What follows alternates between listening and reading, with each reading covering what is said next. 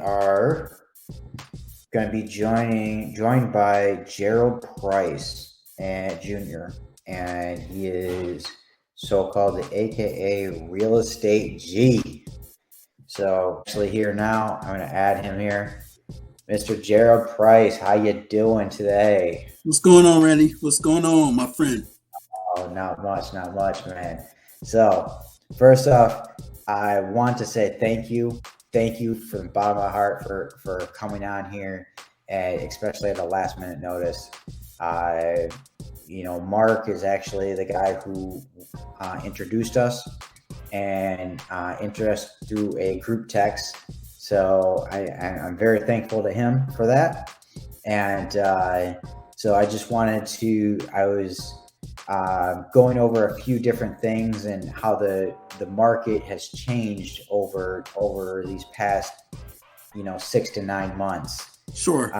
Tell my audience a little bit about. I know we talked a little bit before here, so but tell my audience a little bit about you. First off, how you got started in real estate, what you're doing now, things like that. So we'll start from the beginning first. So the origin of Gerald Price Jr. Sure. The origin. Yes. Originally from LA, Los Angeles, California. Went to college in Providence, Rhode Island at Johnson & Wales University, studied business. And after graduation, I got into financial services and worked in investments, and ultimately became a credit counselor, housing counselor, bankruptcy counselor, reverse mortgage counselor. And so back in 2008, I know a lot of us can remember what was going on then. I started noticing a bunch of people come into my office behind on their mortgage. And I had a couple of clients basically tell me that they was ready to just walk away from the house, and it just seemed like an opportunity to me. And so I decided to start learning more about real estate. And so I picked up a book, How to Invest in Real Estate with No Cash or Credit, and actually went to Borders, like walked into a bookstore and picked up a book. And I grabbed the title because it resonated with where I was at, college student debt, paycheck to paycheck, that type of thing. Mm-hmm. And started reading it, learned about wholesaling. And it was different then because we didn't have Google, we didn't have YouTube, I came across like a set of Carlton Sheet CDs, and then I attended a 3-day event with Russ Whitney, and it just expanded my understanding of real estate and what was possible. And the one thing that I took from the 3-day event was find a local real estate association group, and so that's what I did. Long story short, found some local investors, signed up with them to teach me kind of how to basically market for deals. And we started getting phone calls. Long story short, we had a property under contract with $100 earnest money deposit. And within 45 days, we ended up wholesaling it and we made $28,000. And for me, that was a life-changing event because at the time I was making $24,000 a year. And I literally made more in a matter of less than 2 months with about 8 hours of work. Okay. And it just changed my life. And what happened after that was the housing market fell apart. Yeah. But I actually had a unique set of skills, right? I'm a certified housing counselor. And I started seeing all these people behind on their mortgage. And I said to myself, I know how to help these people. And so I pivoted and I started a loss mitigation company. And so through 2008 to about How did you learn all of that? Did you take a course? Of course, yeah. So my secret sauce is anytime I want to do something, I set the goal, then I find somebody that's doing it. And I pay them to teach me how to do it, so I don't have to figure it out. Right. And I'm very studious. I'm very coachable. If I trust that you know what you're doing, I don't question you unless I'm trying to understand something. Right. and then I just connect the dots. You know, I trial and error, and I'm very flexible. It's almost like a science project. You know, I Mm-hmm. get the feedback, and I don't make it mean anything. I just want to understand. Okay, I did this. That was the result. I did this. That was the Right. result. Right. And then you just do it works. Okay. With that being said, like, what gave you the motivation to do that? Was it that first paycheck of the $24,000, Oh, or? the first paycheck, man. Like I said, so I went to college to learn how to make money with money because my dad worked very hard. My dad's a Marine, ex-Marine, Mm-hmm. and he was always at work growing up, and we struggled. Yep. And so you couldn't tell me that hard work was the answer, you know, Yeah. because my dad worked very hard, you know, and my mother, she was a pastor and a woman, strong woman of faith, and she always encouraged me to kind of go out and be entrepreneurial and, you know, kind of, you know, do stuff positive. You know, if I Yep. needed to make some money, go out and make some money, just stay out of trouble. Yeah.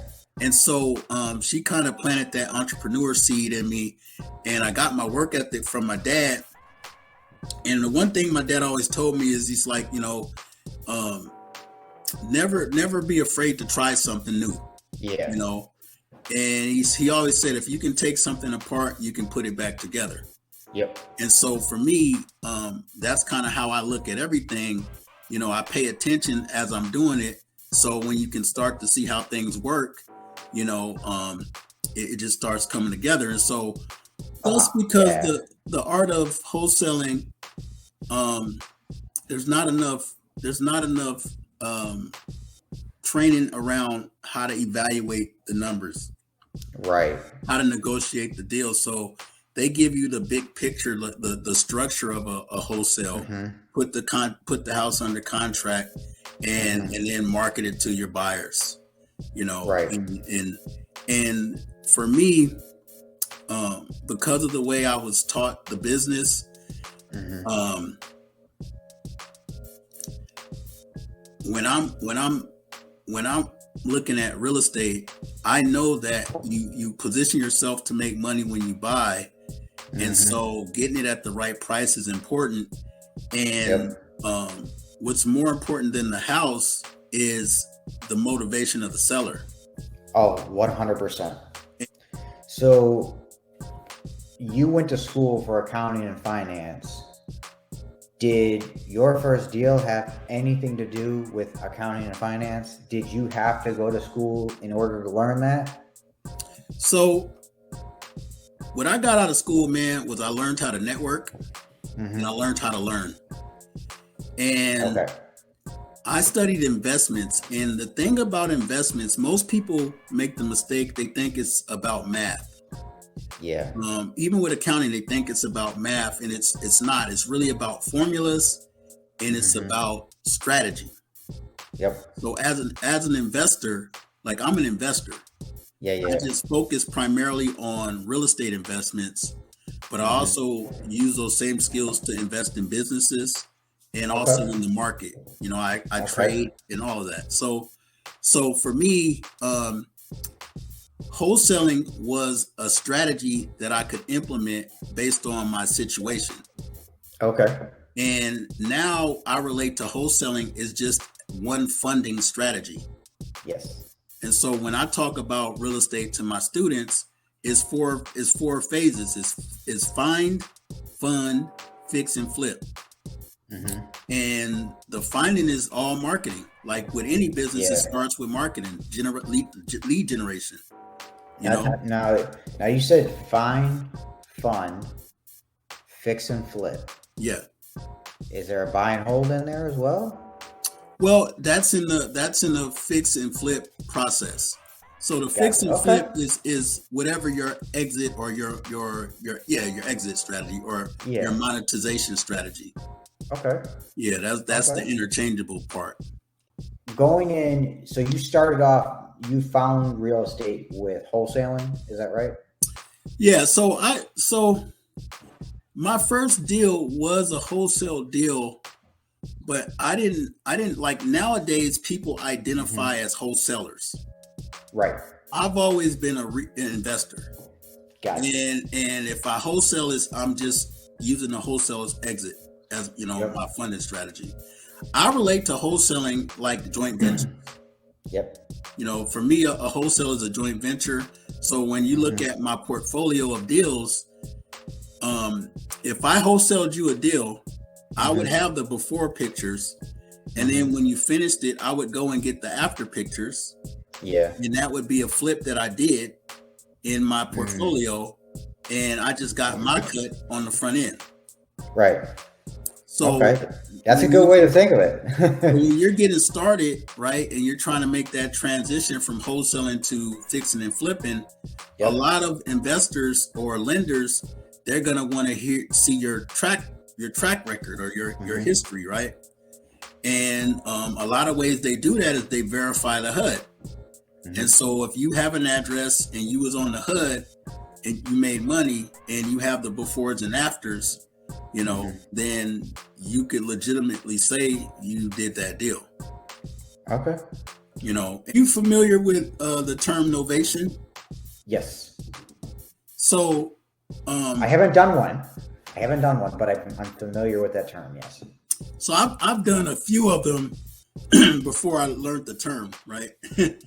Because at the end of the day, I'm a problem solver. And correct. Yep. You know, I had an agent friend of mine at the RIA call up one of my students, and we were trying to put the deal together. And it was one of those deals where it was almost a deal. The numbers almost worked. And I'm like, well, you know, if we didn't have to close on this deal, we could rehab it and sell it retail, you know, if the seller was willing to work with us. And because we had a relationship with the seller's agent, you know, we were able to pitch the structure. And she needed a little bit of money to move out. We ended up renovating the property and secured our renovation cost to the property as a second lien. And got in there, got out of there, and it worked. She was satisfied. We were happy, and it all worked. And then, you know, through research and studying, I hear about this term novation, and I'm like, that's what is that? You know? Yeah. And when I see the mechanics of it, I'm like, oh, I've done that before.